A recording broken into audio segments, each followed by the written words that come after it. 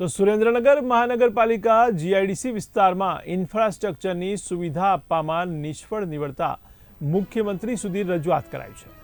તો વઢવાણ ઇન્ડસ્ટ્રીઝ એસોસિએશનના પ્રમુખ સુમિતભાઈ પટેલે આ મામલે સીએમ સુધી રજૂઆત કરી હતી અને જણાવ્યું હતું કે મહાનગરપાલિકા બન્યા બાદ સૌથી વધુ વેરો ઔદ્યોગિક એકમો ચૂકવી રહ્યું છે, છતાં પણ રોડ, રસ્તા અને ગટર જેવી સુવિધા આપવામાં આવી નથી, જેથી ઔદ્યોગિક એકમમાં પરેશાની થઈ રહી છે। સાથે જ 700થી વધુ નાના મોટા ઔદ્યોગિક એકમો વઢવાણ જીઆઈડીસીમાં કાર્યરત છે, ત્યારે અનેક વખત રજૂઆત બાદ પણ કોઈ નિરાકરણ ન મળતા મુખ્યમંત્રી કક્ષાએ રજૂઆત કરવામાં આવી છે। ત્યારે હવે જોવાનું એ રહ્યું કે જીઆઈડીસી વિસ્તારમાં સુવિધા આપવામાં આવશે કે પછી સ્થિતિ યથાવત જ રહેશે।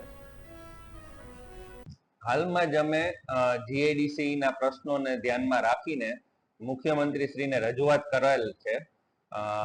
ઇન્ડેક્સ બી ઇન્ડસ્ટ્રીયલ એક્સટેન્શન બ્યુરો દ્વારા ગાંધીનગર ખાતે જીઆઈડીસી ના દરેક ઉદ્યોગકાર મિત્રો માટેની મુખ્યમંત્રી સાથેની એક મુલાકાતનું આયોજન કરી આપવામાં આવેલ હતું, જેના અંદર ઉદ્યોગકારને નડતા પ્રશ્નોની રજૂઆત કરેલ, જેમાં મુખ્યત્વે ઇન્ફ્રાસ્ટ્રક્ચરને લઈને પ્રશ્નો હતા જીઆઈડીસી ના। જેમ કે અત્યારે આપણે વઢવાણ જીઆઈડીસી ની વાત કરીએ તો મેં સુમિત પટેલ પ્રમુખ તરીકે જીઆઈડીસી વઢવાણ માટેની રજૂઆત કરેલ કે અહીંયા આગળ ઇન્ફ્રાસ્ટ્રક્ચરનો ખૂબ જ અભાવ છે।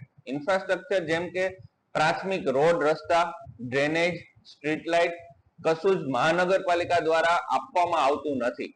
વેરો તોતિંગ લેવામાં આવે છે। નગરપાલિકામાંથી મહાનગરપાલિકા થયા બાદ અને મર્જ થયા બાદ બે નગરપાલિકા વેરો ઓછામાં ઓછો 4 ગણો કરી દેવામાં આવેલ છે। આમ જોવા જઈએ તો મ્યુનિસિપલ કોર્પોરેશનને અત્યારે ઉદ્યોગકાર સૌથી વધુ વેરો ચૂકવી રહી છે, છતાં પણ મ્યુનિસિપલ કોર્પોરેશન દ્વારા જીઆઈડીસીમાં કોઈ જ કાર્ય કરવામાં નથી આવતું। નથી તો સ્વચ્છતા માટેના કોઈ પગલા ભરવામાં આવતા, નથી તો સ્ટ્રીટ લાઇટ આપવામાં આવતી। ડ્રેનેજ બિલકુલ ચોકઅપ છે, ડ્રેનેજની કોઈ જ વ્યવસ્થા મ્યુનિસિપલ કોર્પોરેશન દ્વારા કરવામાં નથી આવતી। ઇન્ફ્રાસ્ટ્રક્ચર નવું બનાવવા માટે તો બહુ દૂરની વાત રહી, અત્યારે જે હયાત ઇન્ફ્રાસ્ટ્રક્ચર છે એની જાળવણી પણ મ્યુનિસિપલ કોર્પોરેશન દ્વારા કરવામાં નથી આવતી। આ જ બધા પ્રશ્નોને લઈને મુખ્યમંત્રીશ્રીને રજૂઆત કરતા મુખ્યમંત્રીશ્રીએ આશ્વાસન આપેલ છે કે આગામી 2 થી 3 મહિનાના અંદર આ જ બધા મુદ્દાઓ પર હકારાત્મક પગલા લેવામાં આવશે।